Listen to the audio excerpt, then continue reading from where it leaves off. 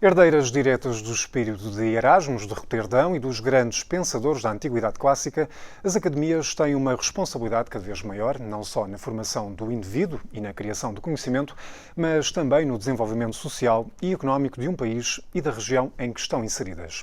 Estarão pedagogos e empresários em lados diferentes de uma barricada que, pelo menos em Portugal, teima em dividir universidades e politécnicos, ou será o ensino sobretudo prático e com ligação privilegiada à estrutura empresarial, inimigo de um academismo que privilegie mais a razão que o saber fazer ao serviço do mercado. Para uma conversa rápida sobre esta e outras matérias ligadas à educação e às políticas que a moldam, temos connosco Carlos Maia, o ainda em funções presidente do Instituto Politécnico de Castelo Branco. Professor, muito obrigado por estar connosco nesta nossa breve conversa, conforme já dizia. Começamos por explorar, ao fim e ao cabo, esta questão das diferenças deste sistema dual que existe em Portugal. Faz sentido alimentar esta diferenciação quando ambos, politécnicos e universidades, estão a disputar bens, recursos são cada vez mais escassos? Falo do financiamento público e falo claramente na grande natureza destes sistemas, que é a existência de alunos. Bom dia, obrigado pelo convite. Eu quero começar por dizer que sou um forte defensor do sistema binário. No entanto, tenho que reconhecer que nos últimos anos, precisamente por esses motivos que acabo de apontar, as questões de financiamento e a questão da captação de alunos levou a que os dois subsistemas se aproximassem de alguma forma. Portanto, há politécnicos neste momento a fazer aquilo que é da missão das universidades e as universidades aproximaram-se também muito da matriz de formação dos politécnicos. Isto tem uma explicação muito simples.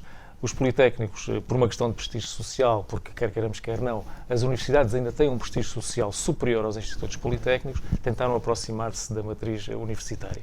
As universidades, por uma questão de captação de alunos, tentaram aproximar-se da matriz politécnica.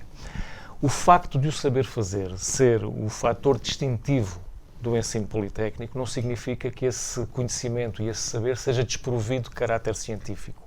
Está mais vocacionado para o mercado de trabalho. E é isso, aliás, esse é o elemento que distingue claramente a matriz formativa do ensino politécnico. A forte ligação do ensino politécnico ao mercado de trabalho deve manter-se e deve reforçar-se na minha perspectiva.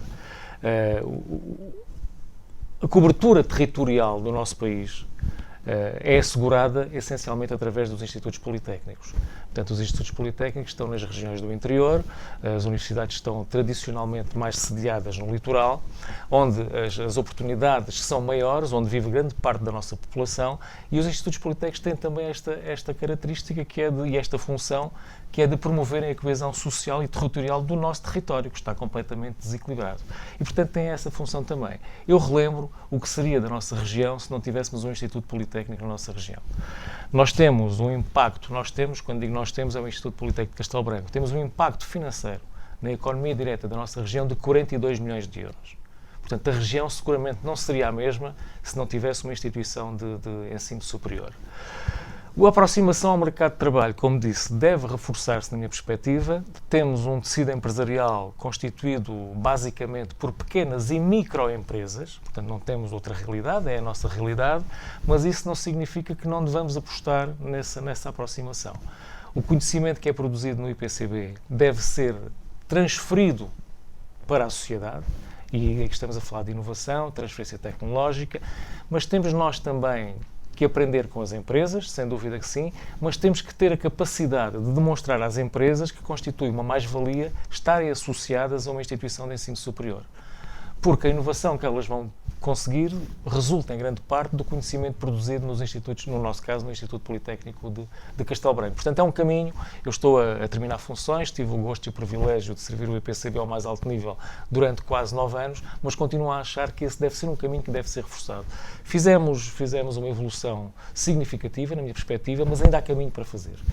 Temos relações muito profícuas com empresas da nossa região, algumas até fora da nossa região, mas é um caminho que, na minha perspectiva, deve ser aprofundado e reforçado. Portanto, no fundo, estamos aqui a falar de uma discussão que, em termos teóricos tem sido muito profícua, mas, se calhar, num plano prático, é um pouco inócua.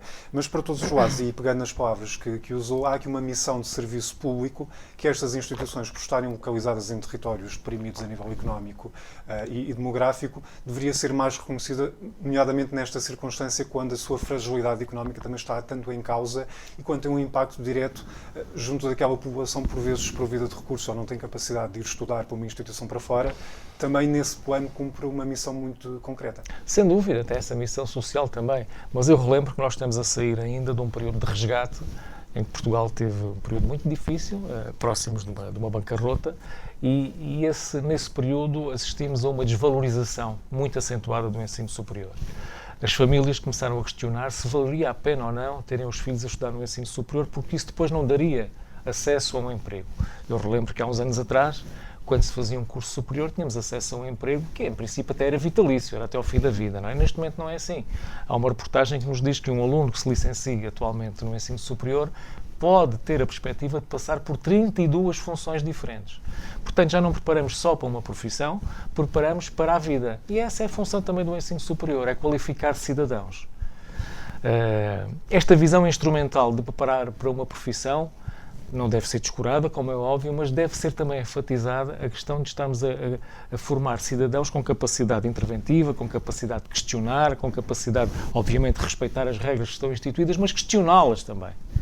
Portanto, não aceitar aquilo de mão beijada como está instituído. O cidadão, essencialmente aqueles que têm a formação superior, têm essa responsabilidade também. E é isso que faz avançar a sociedade, questionar aquilo que temos instituído. Obviamente que há um conjunto de normas que temos que respeitar para não sermos marginais, mas é bom que questionemos se aquelas normas se devem aplicar sempre e de forma vitalícia para toda a nossa vida. E, portanto, o cidadão tem também essa responsabilidade, essa responsabilidade de questionar, de intervir, de propor, não é só criticar, propor também soluções.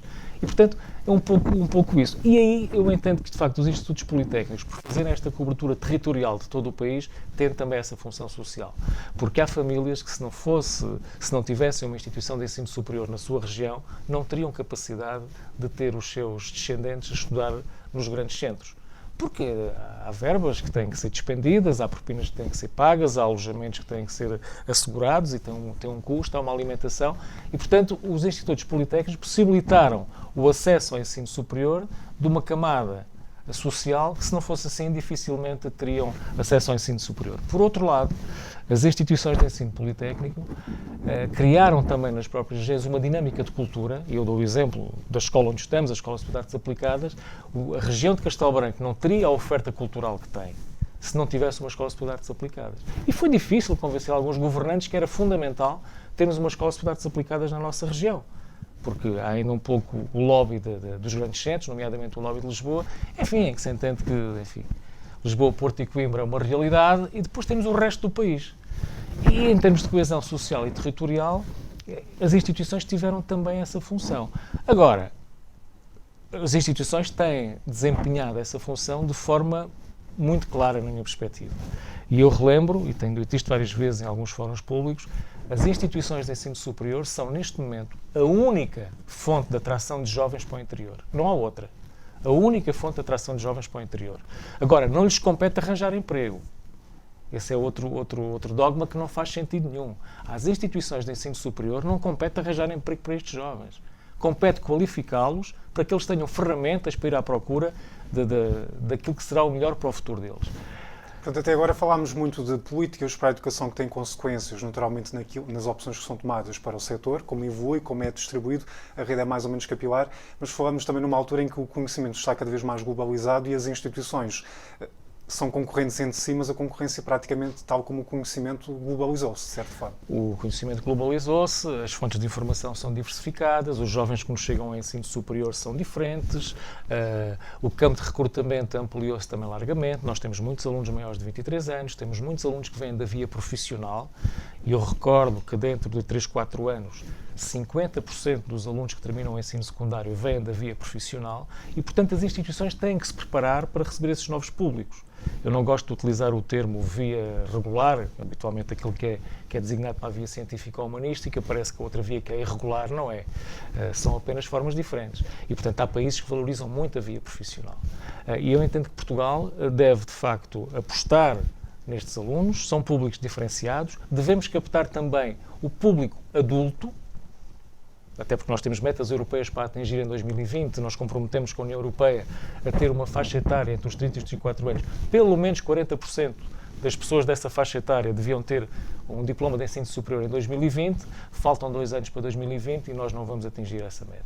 Portanto, tem que haver um esforço de todos e tem que haver uma readaptação das instituições de ensino superior, das metodologias de ensino, precisamente por aquilo que acabei de dizer. Os jovens neste momento têm acesso a outras fontes de informação que no nosso tempo não havia, portanto aquele ensino tradicional em sala de aula já não é assim. O conhecimento adquire-se de várias formas, a informação a que os jovens têm acesso é muito diversificada, agora interessa transformar essa informação em conhecimento.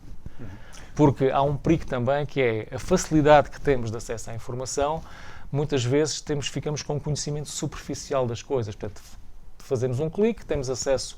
Eu lembro que, enfim, há uns tempos atrás, no tempo em que fiz o ensino superior, nós perdíamos horas em bibliotecas porque não tínhamos acesso às redes sociais, o conhecimento não estava digitalizado, que nos permite um acesso muito fácil e muito rápido e, portanto, perdíamos, enfim, gastávamos, não era que perdêssemos, gastávamos tempo em bibliotecas para ter acesso ao conhecimento, tínhamos que ler livros, agora é tudo mais facilitado, mas isso tem também alguns riscos. Claro, portanto é todo um novo mundo que se abre também na educação, depende de várias opções políticas e depois também da forma como se olha para o mundo. Professor, muito obrigado. São, portanto, diferentes perspectivas sobre o papel e a função do ensino superior num país onde são ainda claras as diferenças que ora separam, ora unem universidades e politécnicos. Em todo o caso, fica a nota para uma reflexão mais aprofundada sobre o impacto destas e de outras políticas.